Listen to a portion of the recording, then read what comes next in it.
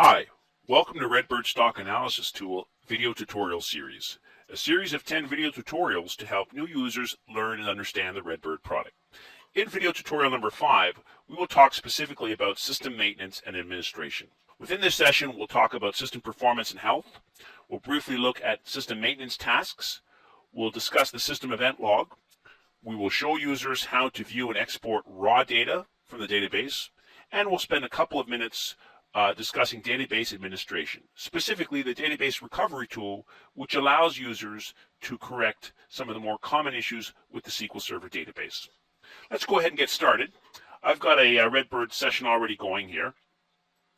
One of the things to point out is some of the more common issues with the RedBird system are detected and reported when users attempt to start up the system for the first time. If users don't get the login screen, they're advised to consult the troubleshooting guide. In this case, I've started up the system successfully. I've logged in as the administrator, and I'm looking at the default screen. Let's first look at the left-hand status panel here. If we look at this middle section here, there's about 6 fields here.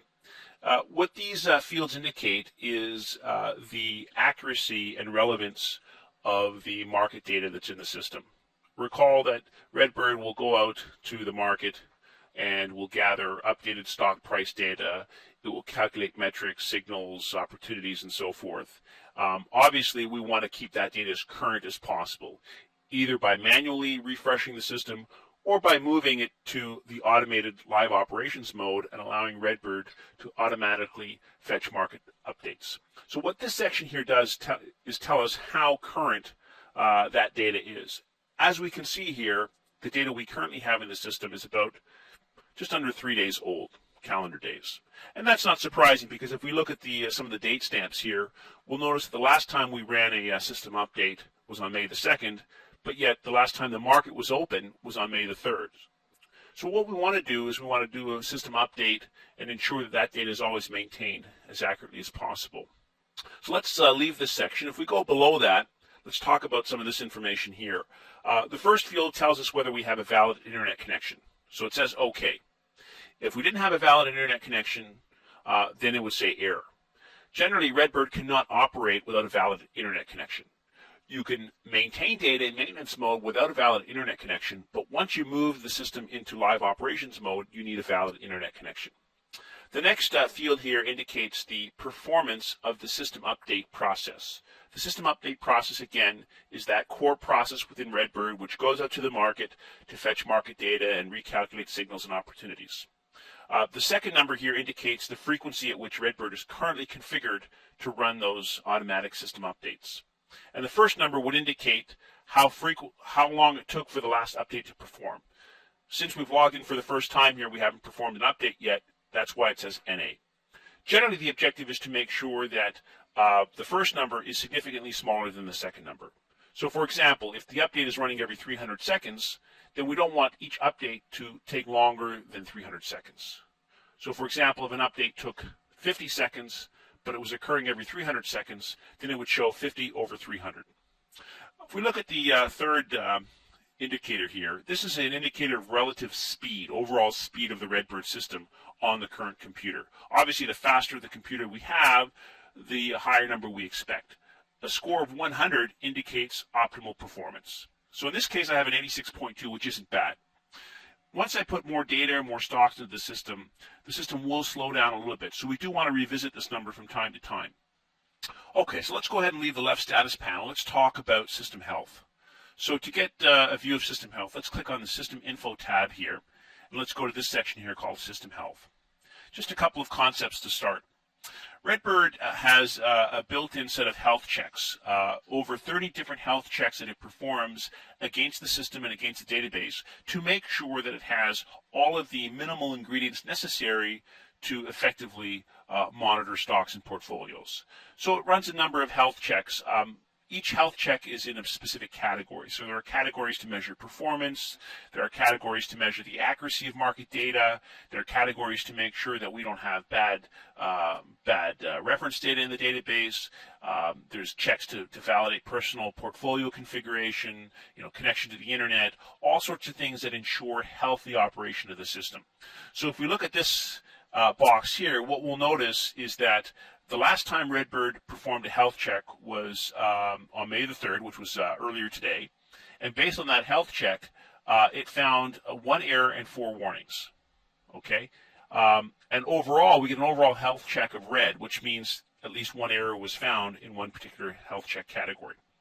Okay, so this represents the category view of all the health checks. To really understand what sort of checks RedBird performed and where the issues may be, we should click on the, well, I guess the first thing we want to do is click on the refresh button and make sure that RedBird performs another health check. We'll do that now. Then we'll click on the details button. When we click on the details button, we're going to get a list of all the health checks that were performed on the system. And for some of them, if we select them, we'll get some additional details on the right-hand side. What users should do if they encounter warnings and errors, the first thing they should do is they should perform a system update, either manually through the Tools button or by moving the system into operate mode and clicking the update button here. Once they do that, they should refresh the health check. Most of the time, most of the health indicators are due to the inaccuracy of the data. Okay, so once they perform a system update and refresh the data, most of the health issues should go away. If they haven't, users should consult the user guide, which lists all the specific health checks and all the remedies. Okay, now that we've talked about health check, let's cover a few other topics here quickly. If we click on the Tools button, there are 2 tabs that are of interest. The first tab is the System Event Log. This records all the activities and transactions in the system that have been performed by the system itself and by users. Administrators can go in and review this event log. They can clear it, sort it, and search it. The next tab is System Maintenance. System Maintenance contains a collection of special tasks that are performed on the database. Normally, these tasks are only required for specific times. So throughout the various tutorials, we'll discuss when and where to perform some of these tasks. Some of these tasks will update market data, some will reset the database or clear out any accounts and transactions, and other special functions. And for any task that's selected, we always get a progress bar here at the bottom that indicates the overall progress of the task. The next thing we want to look at is database administration. Okay, this screen indicates all of the database information that RedBird needs to connect to SQL Server. As described earlier, RedBird is based on a SQL Server database. The SQL Server database has to reside on the same system that the RedBird software is installed. So this screen gives us information about the database connection. So it tells us where the current database is, where the database files are, database version, and so forth. So the couple things I may want to do here is I may want to occasionally move the database, in which case I'd click the Move button and I'd follow the instructions. I may want to compact or shrink the database down to a more manageable size. I may want to click the Backup button here and make a backup of the database. Okay, so there's a variety of those kinds of functions that we can perform. The only other time that we would be wanting to perform database administration is if the RedBird system was unable to connect or find a valid database. It would encounter that issue during the next login. If that happens, it will advise the user that they should enter the database recovery wizard. And let's look at that briefly now. There are a couple ways to trigger the recovery wizard. One way is to click on the Modify Current Database, which is normally not advised because if we have a valid database connection and we're using the product, there's really no reason to modify the current database settings. The other way that the database recovery wizard will start is if the RedBird system encounters an error during login, in which case the database recovery wizard would automatically come up. In either case, the recovery wizard is a 3-step process. We're going to have the recovery wizard form show up here.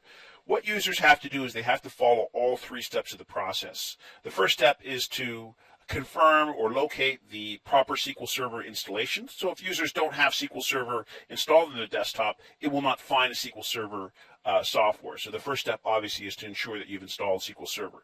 Once you've installed SQL Server and you've picked the right SQL Server host name and instance, then they would move on to step 2 where they attach the relevant database files. And those files would be obtained from a backup or they'd be obtained from RedBird themselves if the user has lost their entire database. And then finally, once they've found and attached the database files, they would finalize the database connection string using step number 3. Once they've completed all 3 steps, they would be able to restart the RedBird database application. It would connect successfully, and they would be able to use all of the features and functions. And this concludes video tutorial number 5.